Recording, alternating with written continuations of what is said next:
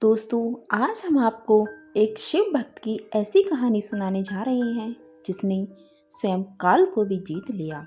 भक्त के प्रति महाकाल की अगाध आस्था की जिस कहानी का हम जिक्र कर रहे हैं वह स्वयं भगवान कार्तिकेय ने संतों को सुनाई थी।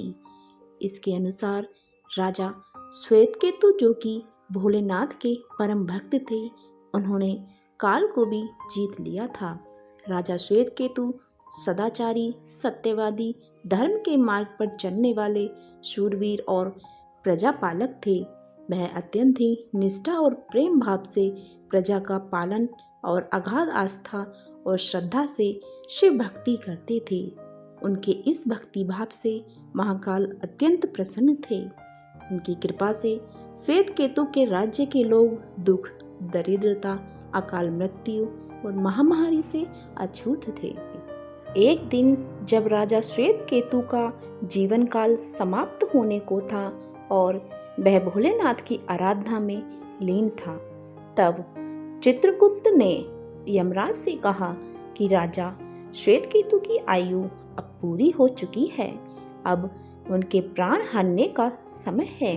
तब यमराज ने अपने दूत को आज्ञा दी कि वे जाएं और श्वेतकेतु के प्राण हर लाएं। यमदूत राजा श्वेतकेतु के पास पहुंचे तो वह शिव मंदिर में थे। दूत बाहर ही खड़े हो गए। श्वेतकेतु गहरे ध्यान में था। बहुत देर हो गई, न श्वेतकेतु का ध्यान टूटा और न यह दूत हिले। दूत बिना अपना काम किए खड़े रहे। जब वे वापस नहीं पहुंचे तो यमराज ने विलंब होते देखा, काल दंड संभाला और खुद चल पड़े। दूतों के आने में देरी होने के चलते यमराज स्वयं ही राजा श्वेतकेतु के प्राण हरने पहुंचे, लेकिन वहां उन्होंने देखा कि वह तो महादेव की साधना में लीन है। अब तो वह सोच में पड़ गए कि इसके प्राण कैसे हरें। उन्होंने सोचा कि यह अभी पूरी तरह शिव पूजा में डूबा है। इस स्थिति में शिव पूजा का उल्लंघन नहीं किया जा सकता। तब वह भी बाहर ही खड़े हो गए। उधर जैसे ही काल को इसकी सूचना मिली तो उन्होंने तलवार निकाली और शिव मंदिर में जा घुसे। काल ने देखा कि राजा श्वेतकेतु अभी भी भगवान शिव के लिंग स्वरूप के सामने बैठे ध्यान मग्न है।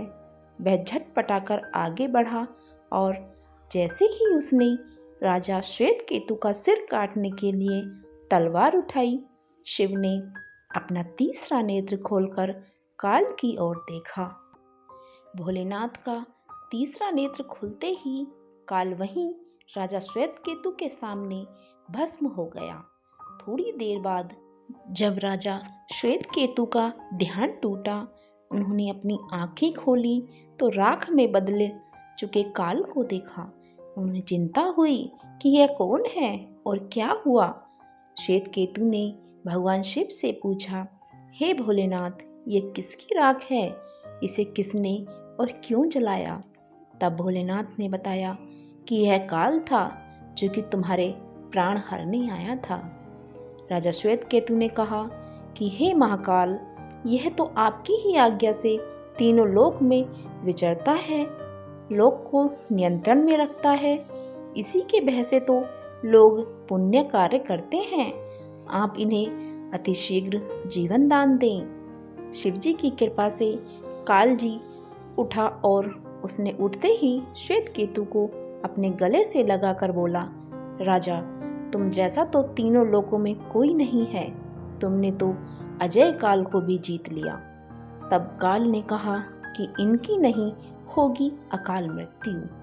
जीवन दान पाकर काल और यमराज ने कहा कि ऐसे जातक जो शिव जी के परम भक्त हैं, सच्चे मन और पूरी श्रद्धा से महाकाल की पूजा में लीन रहते हैं, सिर पर जटा और गले में रुद्राक्ष पहनते हैं, विभूति का त्रिपुंड ललाट पर लगाते हैं और पंचाक्षर मंत्र का जप करते हैं, उन्हें कभी भी अकाल मृत्यु का ग्रास नहीं बनना पड़ेगा। कथा के अनुसार इस आशीर्वाद के बाद श्वेतकेतु ने लंबे समय तक राज किया और फिर महाकाल की कृपा पाकर उनमें ही विलीन हो गए। जय शिव शंकर। अगर आप भी शिव जी के भक्त हैं तो प्लीज़ चैनल को सब्सक्राइब करें, वीडियो को लाइक करें और कमेंट्स बॉक्स में जय शिव शंकर लिखना ना भूलें। धन्यवाद।